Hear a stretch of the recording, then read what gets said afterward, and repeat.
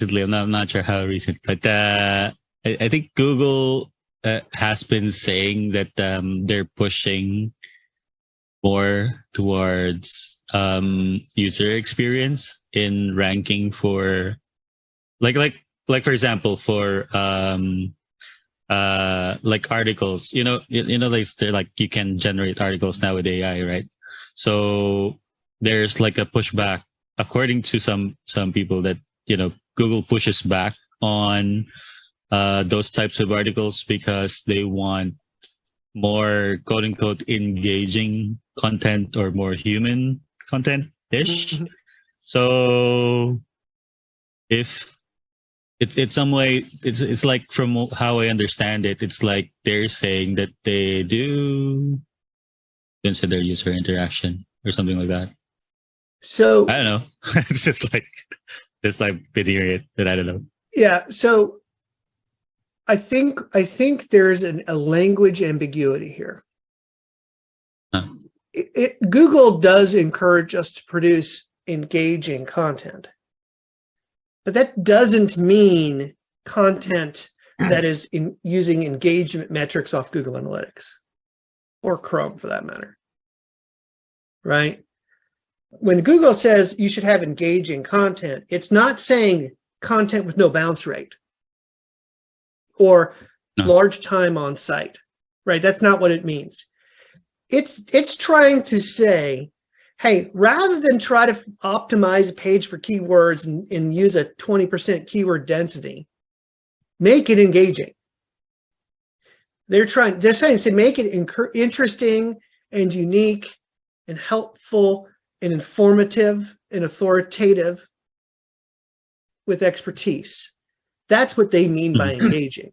They're not talking about engagement metrics. That's the confusion of their choice of words here. So yes, Google wants engaging content, but that isn't measured by time on page, bounce rates, engagement rates, stuff like that. That's not how they're measuring that. They're just trying to say, hey, get over keywords, stop trying to spam content, and just produce good content. That's what they mean by that.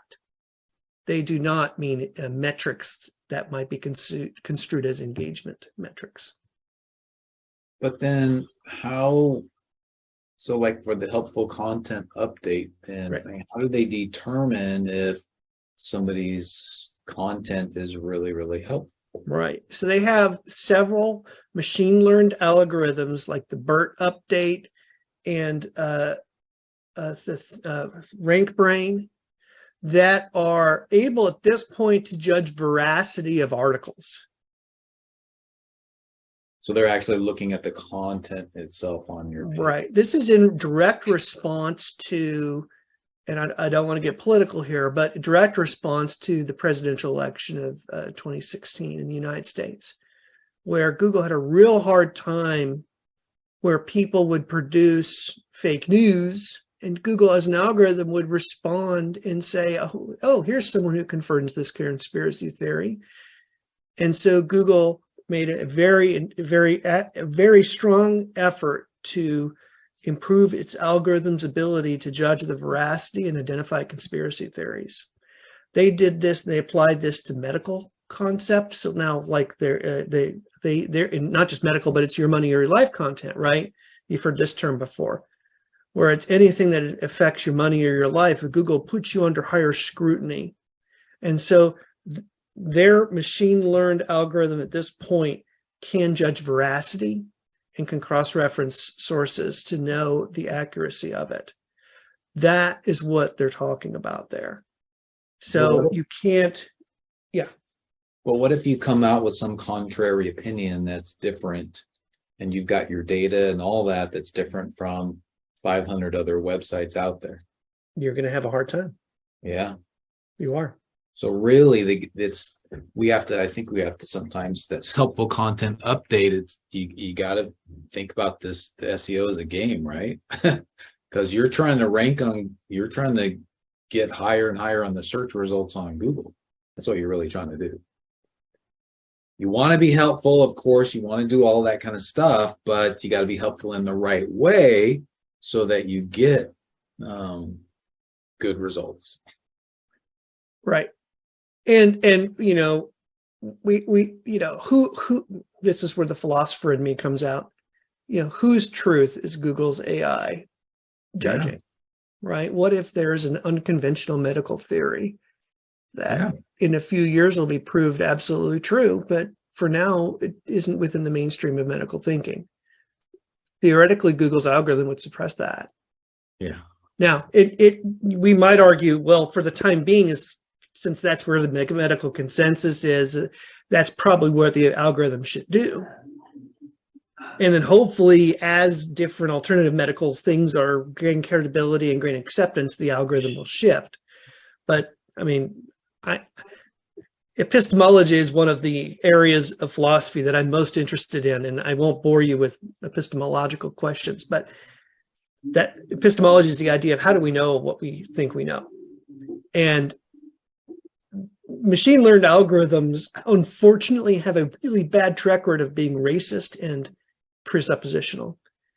And that is a limitation of this. So we are fighting those things, but there are ways to fight them, and that is that we can address, right? And this is where we talk about things like your money, your life, understanding if our industry is fitting within that category. Also, expertise, authority, and trustworthiness eat as it relates to websites. And let's not devalue link building as a function of that as well. Other credible websites linking to yours gives your website credibility. Yeah. And so, right. I think, Brian, we're having a really interesting conversation about ranking factors and things like that. But the most important lesson from this, I hope, is SEO is not trying to trick Google. We're not trying to find the secret sauce that allows us to trick things.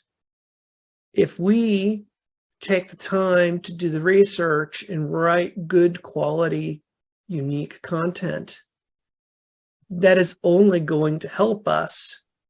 If we're trying to focus on one aspect of engaging content, let's say we only focus on bounce rate.